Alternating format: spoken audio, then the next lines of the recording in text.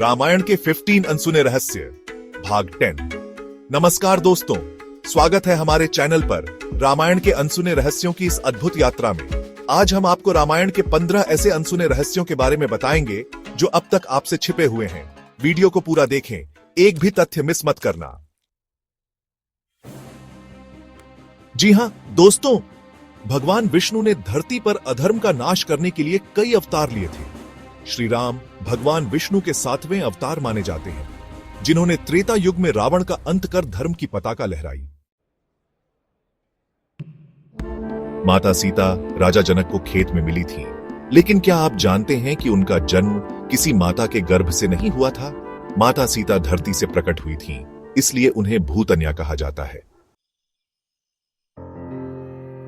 श्री राम ने लंका पर चढ़ाई करने से पहले भगवान शिव की आराधना की थी। उन्होंने रामेश्वरम में शिवलिंग की स्थापना की और भगवान शिव से विजय का आशीर्वाद मांगा। जी हां, श्री राम को मर्यादा पुरुषोत्तम भी कहा जाता है। यह नाम उनके व्यक्तित्व और आदर्शों को दर्शाता है।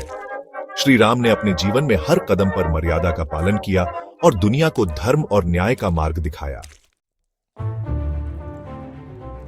रावण अहंकारी और क्रूर था, लेकिन मृत्यु के निकट उसने लक्ष्मण को ज्ञान का उपदेश दिया और श्री राम की महिमा का बखान किया। रावण ने श्री राम को महान योद्धा और मर्यादा पुरुषोत्तम कहा।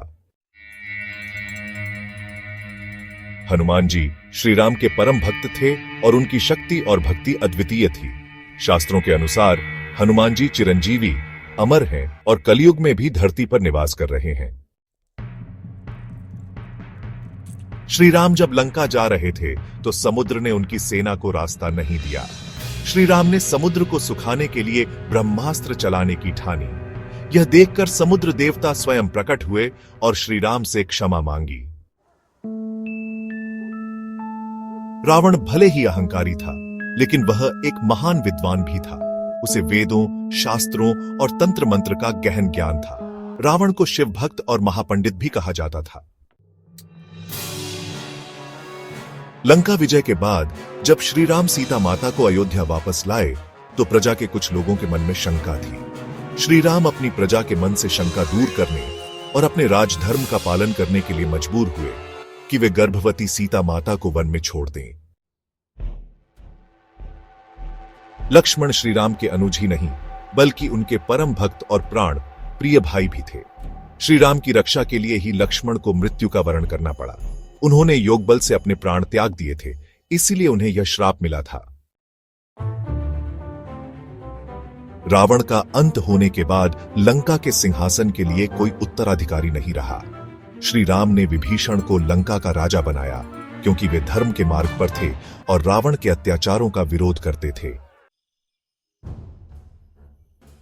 हनुमान जी में अद्भुत शक्ति और ज्ञान था। उन्होंने यह ज्ञान स्वयं सूर्यदेव से प्राप्त किया था। सूर्यदेव ने हनुमान जी को अपना शिष्य बनाकर उन्हें 4 वेदों और 9 व्याकरणों की शिक्षा दी। जी हां दोस्तों, रामायण में विज्ञान और तकनीक के भी उदाहरण मिलते हैं। पुष्पक विमान एक ऐसा ही अद्भुत रथ था जो उड़ सकता था। यह रथ रावण के पास था और वह इसे अपनी इच्छा से किसी भी स्थान पर ले जा सकता था।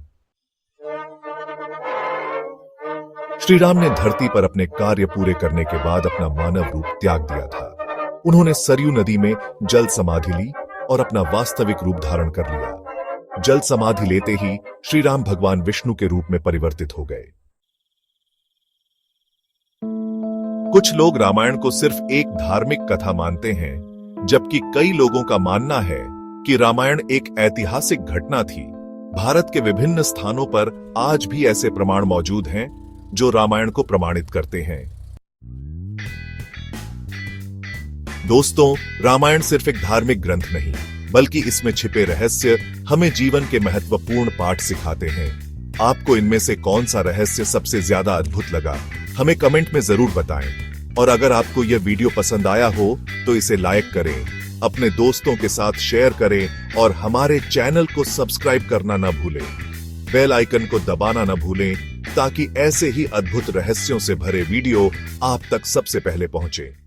नमस्कार।